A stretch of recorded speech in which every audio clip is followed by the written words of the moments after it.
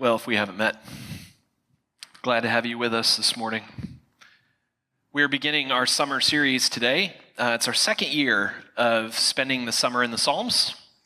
And this week, we pick up where we left off, which is Psalm 12. So if you wonder in a moment, when I read from Psalm 12, why we're picking such a bummer today, you'll know why. It's where we are. And yet, there's some real goodness in it and some encouragement for us this morning. And I want to also say, look, if you have questions about the faith, questions about Christianity, questions about the sermon, one of the things we do here is we invite you to send an anonymous question. I won't tell anybody who sent it. And I take about 5 to 7 minutes after the sermon to answer those where I can. So we're in Psalm 12, and I'm just going to start by asking you a simple question. Do you tell it like it is?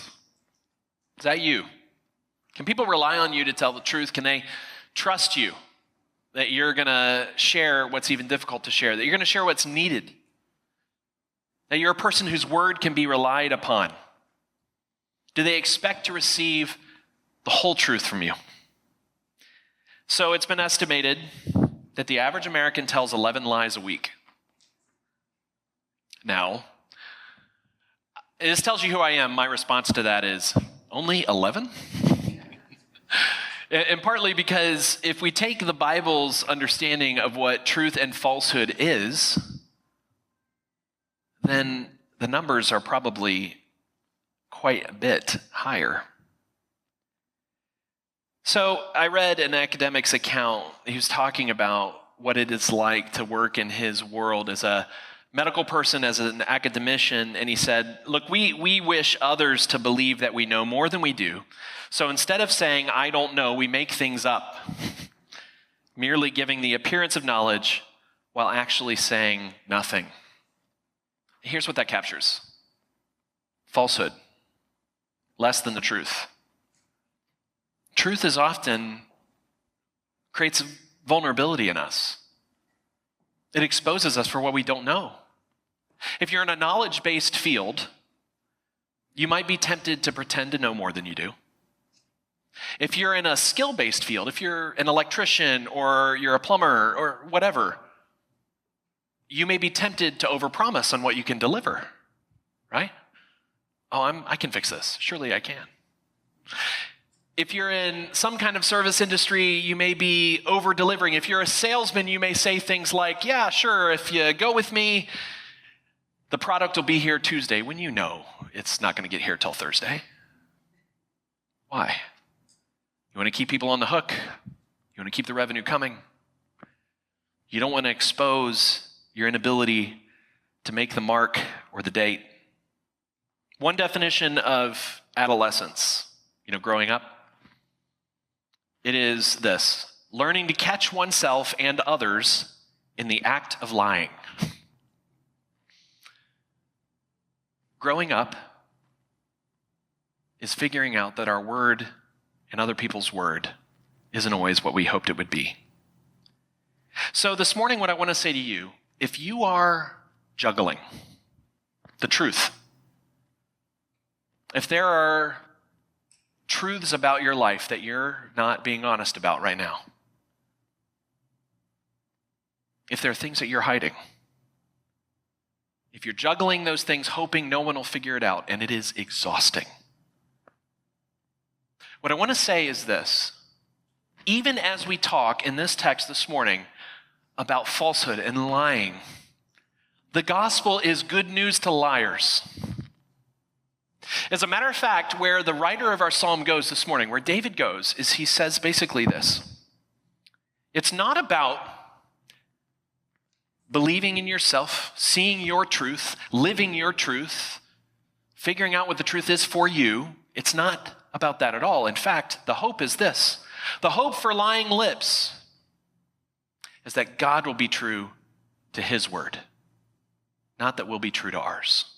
That God will be true to his word. That's what happens. That's what allows us to live in truth. So let me read this morning as we kind of walk through three kind of pictures of the truth. The truth when we suppress it, in other words, suppressing truth, making truth, and telling truth, right? We're just going to talk about those three things: suppressing truth, making truth, and telling truth. All right, Psalm 12. You came to church this morning, you said, I'm ready, I'm excited. My family's all here, we're dressed nicely, it's sunny outside, it's summer on Long Island, it's wonderful. Let's go and get a little pick-me-up this morning. We'll go to worship. Now let's read. Save, O Lord, for the godly one is gone, for the faithful have vanished from among the children of man. Everyone utters lies to his neighbor. With flattering lips and a double heart they speak. May the Lord cut off all flattering lips, the tongue that makes great boasts. Those who say, with our tongue we will prevail, our lips are with us. Who is master over us? Let me stop for a second. The Psalms are God's hymn book. This is what you would sing. This is what you would read responsibly. So I just wanted to let that hit for a second. How is this a song that we sing, right? Starting in verse 5, because the poor are plundered, because the needy groan, I will now arise, says the Lord. I will place him in the safety for which he longs. The words of the Lord are pure words, like silver refined in a furnace on the ground, purified 7 times. You, O Lord, will keep them. You will guard us from this generation forever. On every side the wicked prowl, as vileness is exalted among the children of man. So we're going to talk really this first section, this first part about the suppression of truth, right? Suppressing the truth. These first 4 verses talk about all kinds of things that they have in common. The flattering lips, the double speak, the lies. And if you're a student of the scriptures, you know that the suppression of the truth or the unwillingness to tell the truth is common to all human beings. Romans 1 talks about the fact that we suppress the knowledge of God. Look, we look at the world and we say, no, he's not the creator, because we want to be God, right? We want to be in charge. We want to be in control. Well, here in the psalm, there's a picture of all these people, not just the people within David's kingdom, the rulers around who are oppressing the poor, who are hurting God's people. And David's also lamenting those that he trusted. They don't seem to know either. They don't seem to care. And so the Hebrew here in which the Old Testament was written, the word for lies, it's really interesting. It's actually empty words. Now, we think about untruth, we think about lies as contrary truth, but the Hebrew language is talking about lies as empty truth, all right? It's the word that we offer that we don't even intend to keep, or the word that we offer that we fail to keep so that either we know it's empty or the people that we're dealing with know it's empty. That's lie. Now, it's possible to tell even a truth in a way that's false, right? If I tell my wife, I'm going to be in the office all week, but instead I go out day drinking all day, right? Which I don't do. But if I did, my wife asks, hey, have you been working all week? And I say, well, yeah, I was working hard this week. I was at the office all week. That'd be a lie, right? That'd be a very clear lie. If she asked me the same question, I say, well, yeah, I was working hard, but I don't specify, that I was working hard by working hard at the bar all week. It may be words that are true to me, but they're empty to her. And the reason why I say that is because we're going to have to expand the definition of what it means to be false. As a matter of fact, we're going to expand it to such a degree that all of us are going to struggle with it, right?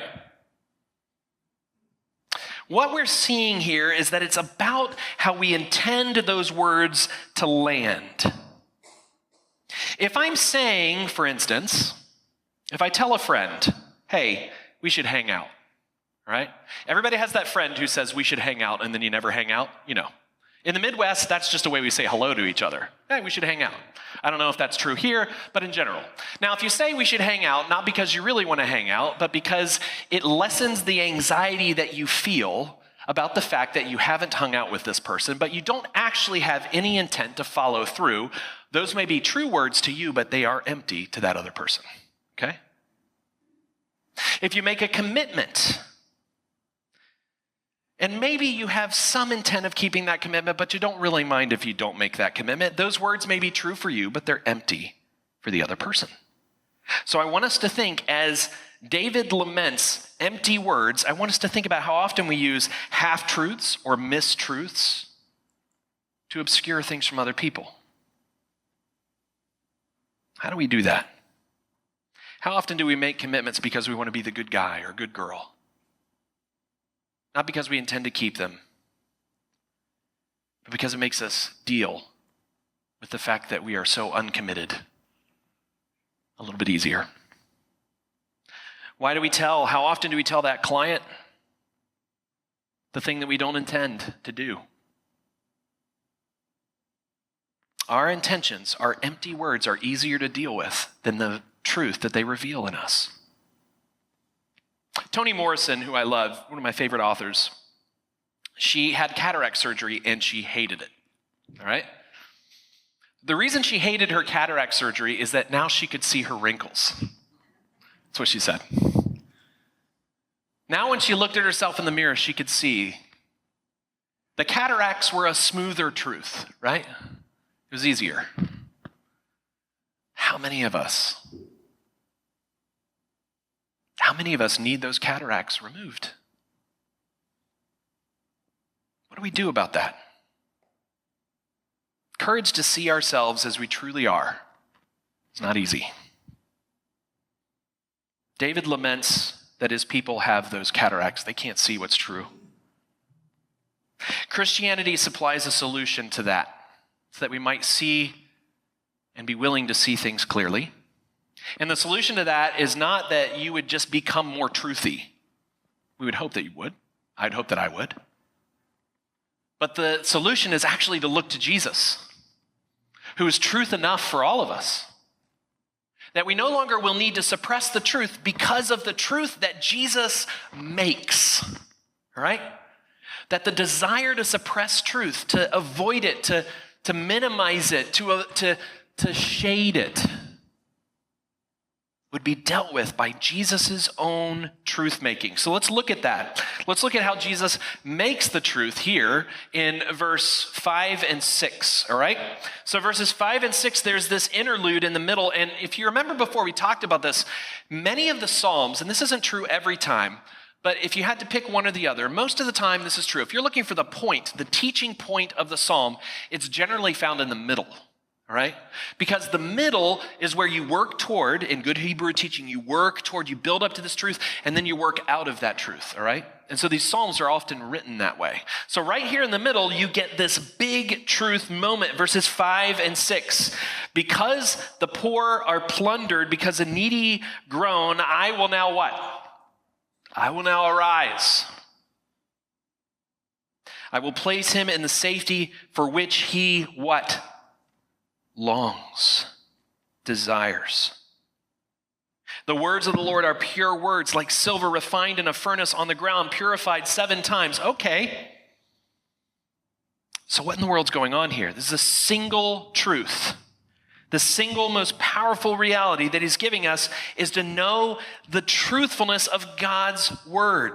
David's solution for lying lips is to look at the purity of God's own word. So, therefore, obviously, we're going to talk about metallurgy this morning, right? How many of you are smiths of some kind? Anyone?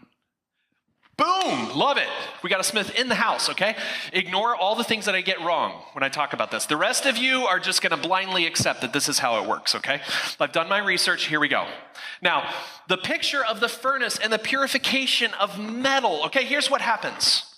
You take a metal, you heat it up. As it heats up, it begins to melt. As it melts, the metal sinks, and the impurities in that metal, caused through oxidation or other kinds of things, rise to the top. And as those things rise to the top, you skim them off, right? Everybody with me so far? Now you all know how to do this at your own homes, okay? There's probably a law against it, but anyway, you skim off the top. You let it cool, and then you heat it up again.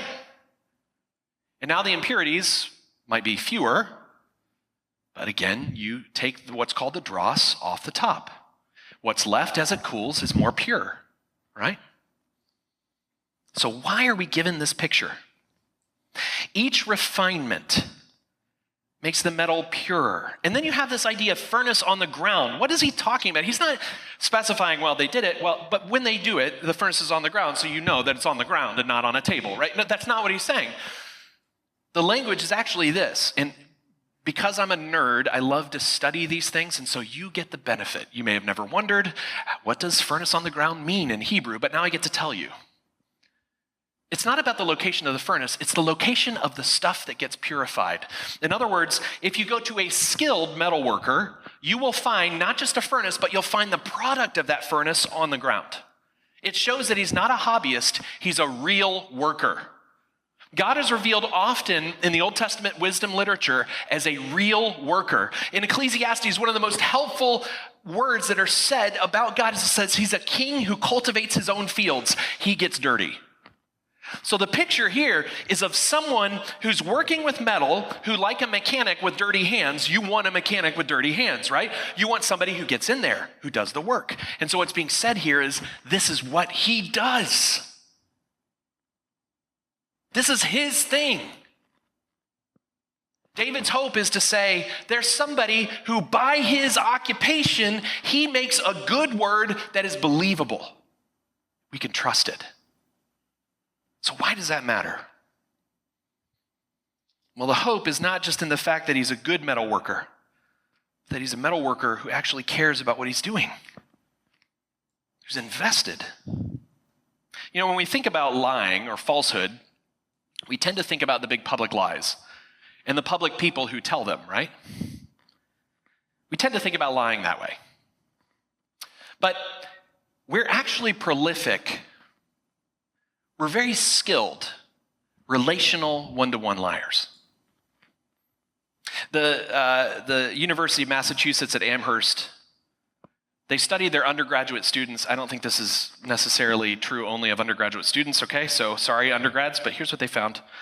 60% of people, when they have a conversation with one other person, lie at least once in a 10-minute conversation. At least once. Again, by their definition. They lie at least once. And many, they say, lied multiple times. One psychologist who specializes in helping people overcome dishonesty had this plan. He said, look, as a result of this prolific lying that we tend to do, embellishing the truth, not telling the truth, here's my suggestion. The suggestion was this, that when people know that they are prone to lying or embellishing or hiding the truth about something, what they should do is they should dwell on that truth. They should dwell on it more. And when they dwell on that truth, they should then find a way to talk about it with a friend. In fact, the recommendation is you should joke about it, right? And that the more that you joke about the thing that you are prone to lie about or hide, the less likely you are to lie about it because it's already out there. Now, the effectiveness of this, the study, it relies upon the idea that by overcoming the way that we overcome lying is to just become less sensitive to the truth, right? Here's my problem with that. What you embellish, what you hide, what you lie about is close to the bone. To pretend that you can minimize it, to pretend that you can ignore it, it takes it too lightly. We need something more than to minimize that truth. There needs to be something else. We need somebody who can bear the heaviness of that truth for us. We need somebody who has proven himself in history to be able to bear those truths for us. Now, you might refine metal once or twice. Refining metal 7 times is crazy. It's not just compulsive, it's ridiculous. The word 7 here, like many times it's used in the scriptures, is meant to be a word of completion. It's not telling you specifically how many, it's saying in abundance many times over. So I want you to consider this, that the hope that David has among lying lips is that there's a God who has proven his word again and again and again. So let's think about how he's done that. Remember Adam and Eve? Adam and Eve, their decision was we're going to live by our own truth, right? What's true for us. They hide from God after sinning. What's the very next thing that happens? What's the very next thing that happens after Adam and Eve hide because of their sin? You can shout it out if you know it. Who comes looking? God comes looking. His word, which is given again and again, his promise to his people is to say, I'm going to be your God. You're going to be my people. I'm going to be your God. You're going to be my people. He's saying, I'm not going to give up on you. You're going to be mine. And it's purified again and again. It starts with Adam and Eve. They hide, they sin. God says, where are you? He comes for them. He covers them up. His love has been tested and proved.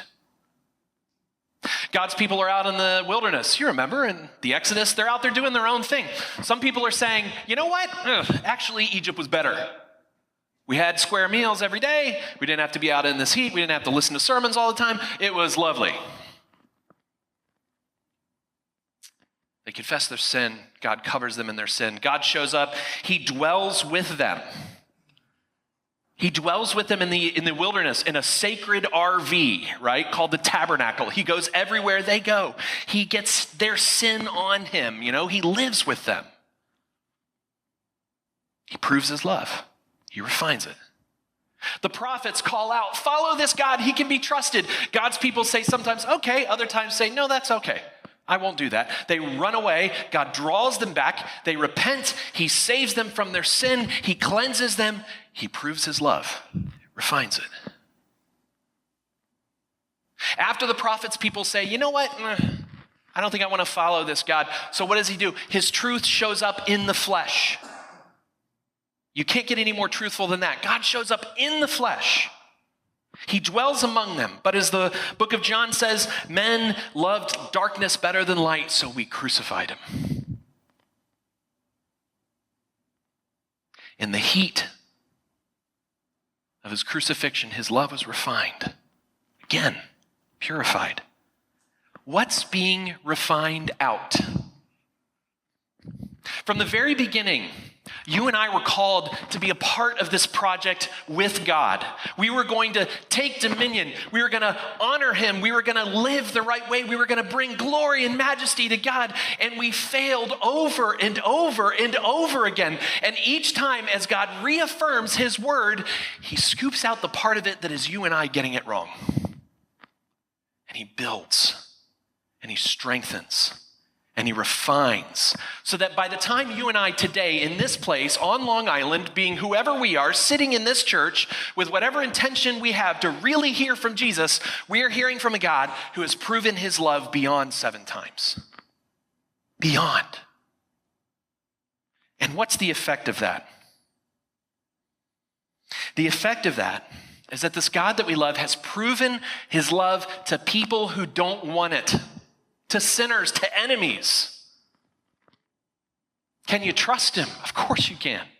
He loved you when you were unlovable. Can you trust his word? He loved you when you didn't want him. When you're still sinners, Christ died for you.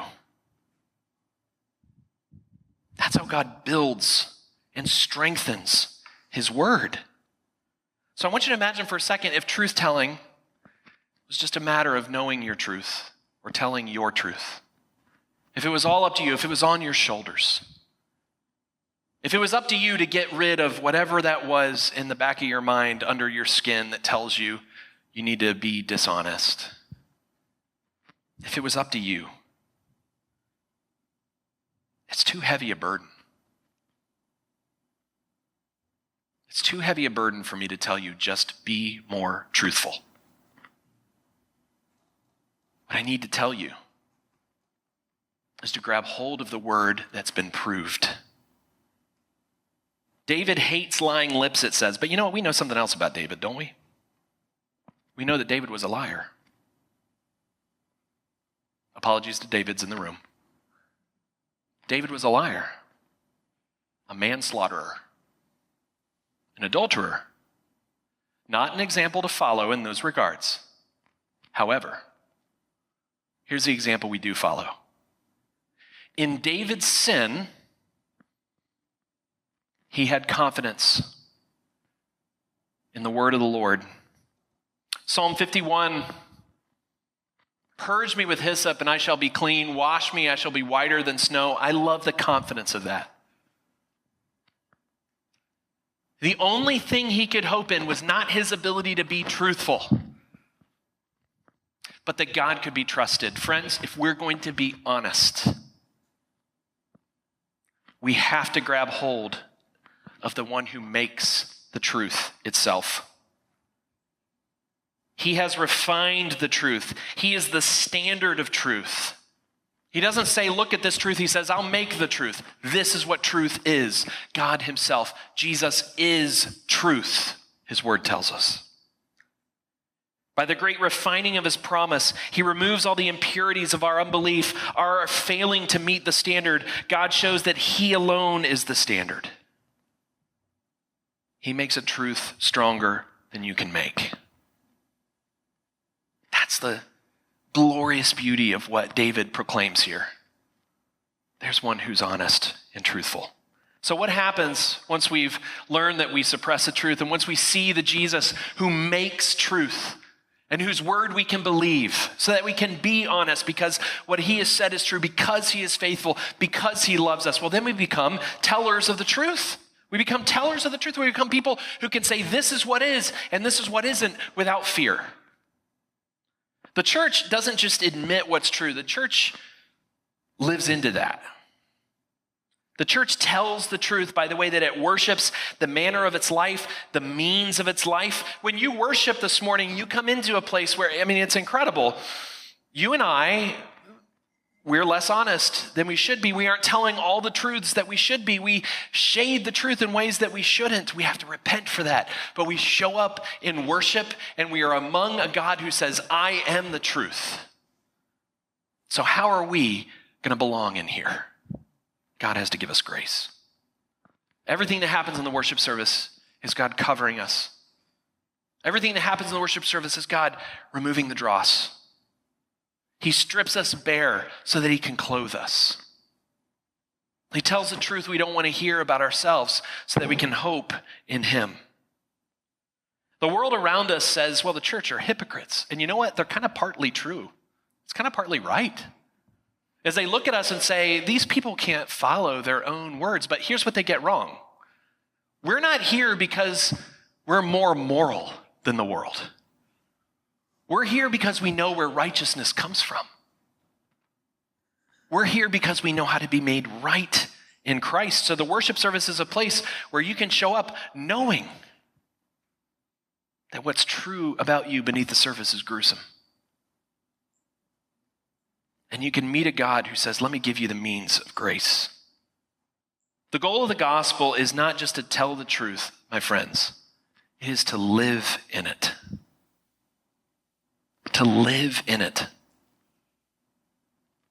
To be able to live honestly before the Lord. To live by God's honesty, not our integrity, but his. There's a picture of this in the scriptures. The prophet Isaiah, he has a calling from God to proclaim, right? And so in Isaiah 6, there's this moment where Isaiah, when he receives this calling, says, woe is me. He says, I'm a man of unclean lips. I live among a people of unclean lips. And then God says, you know what, man, it's okay. Just work hard. Just be a better truthy person, okay? And then you'll be fine. That's not what he says. God takes a coal from the altar, the place where his mercy is proclaimed, okay? He takes a coal from the altar and he touches Isaiah's lips. He touches his mouth with the heat of his own redeeming love and grace. He touches Isaiah's mouth with the sign that he has covered sin. And that's how a liar becomes a prophet. That's how words spoken by people who are terrified of the truth become more true.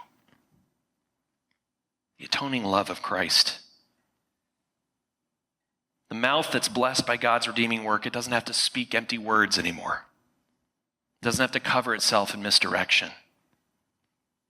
It can believe what God says is true It can rest on the refined 7 times truth of God. Now, I'm going to give you a quick application here. I'm just going to talk about 3 ways that we maybe get this wrong. Not about you, of course, right? You wouldn't do this, but this is, somebody you might know, for instance, okay? A friend, so you can share with them. Here's the first one. Common ways we get this wrong. Overcommitting, because we're afraid of underperforming, so we commit to everything. We're afraid of being shown that we don't get it right, so we say we'll do everything. We're hungry to be seen as competent people, so we say yes, yes, yes, yes, yes, please, yes. Because we know deep down, maybe we're not as competent as we want to be.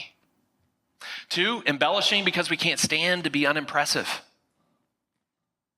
We're not comfortable, we're not confident with what's going on beneath the surface, so we got to pump it up a little bit, right?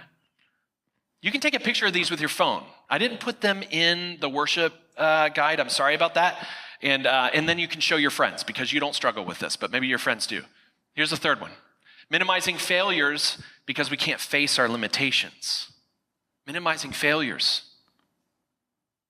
because we're afraid of what people will see if they see what we get wrong.